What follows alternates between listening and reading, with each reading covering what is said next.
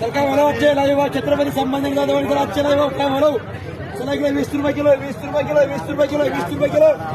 चला इकडे super flower इकडे शेतकरी माल इकडे 20 रुपये 20 रुपये 20 रुपये 20 रुपये 20 रुपये. चला वांगे वांगे 20 रुपये किलो वांगे 20 रुपये किलो वांगे 20 रुपये किलो. काटेरी वांगे 20 रुपये काटेरी वांगे 20 रुपये. गवार 130 रुपये गवार 130 रुपये.